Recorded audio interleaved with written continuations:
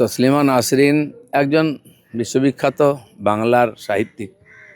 তার লেখা নিয়ে লোকের দ্বিমত থাকতে পারে, আমরাও সহমত সব ব্যাপারে এরকম নয়, কিন্তু তিনি কলকাতার মতন মহানগরীতে এসেছিলেন, অতিথি হয়েছিলেন, তাকে যেভাবে অত্যাচার করে ভয় দেখিয়ে তাড়িয়ে দেওয়া হয়েছিল, এটা বাঙালির পক্ষে অপমান।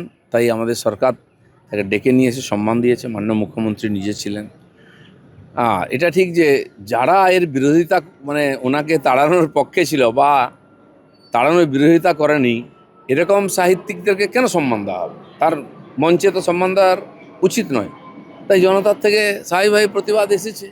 কারণ এই যে সেকুলারিজমের নামে যারা বড় কথা বলতো বাঙালির নামে, তারা এই বাঙালি তসলিমা কি বাঙালি নন? তার পক্ষে কেন দাঁড়ায়নি? আর এই কবি সাহিত্যিকরা তখনও মনও ছিল। স্বাভাবিক আছে, মানুষের রোষ তো আছে, মানুষ সব দেখছে, তার প্রতিবাদ হয়েছে। 2 দশক পর কলকাতায় ফিরলেন তসলিমা নাসরিন।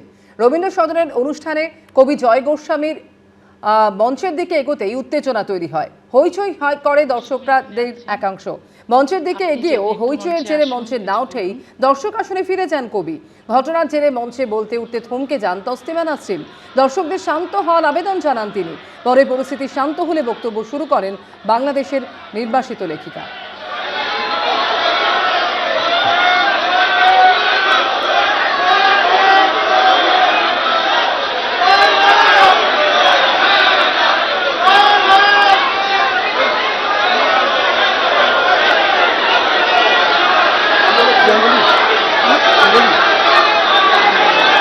নমস্কার।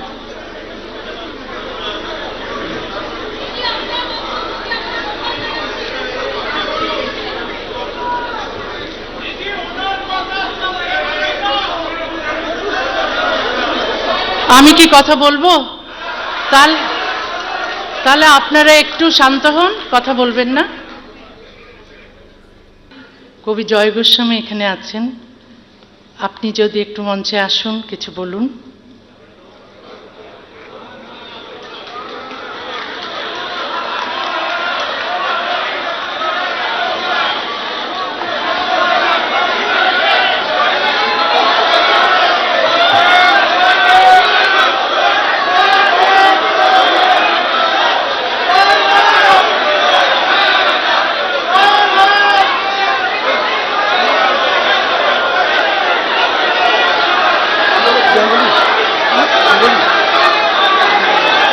নমস্কার।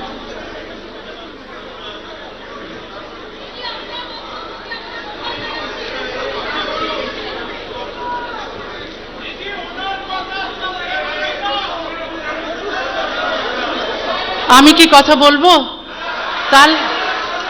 তাহলে আপনারা একটু শান্ত হন, কথা বলবেন না।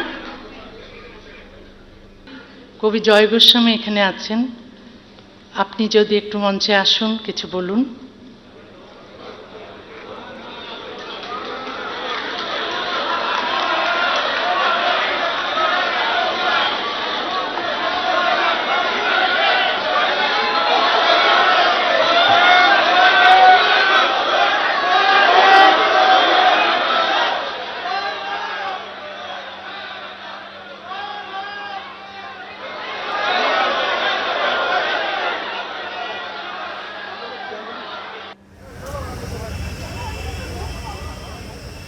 যে ছবি আপনারা দেখতে পারেন, গতকালকের এই ঘটনার পর সেখান থেকে বেরিয়ে গেলেন কবি জয় গোস্বামী।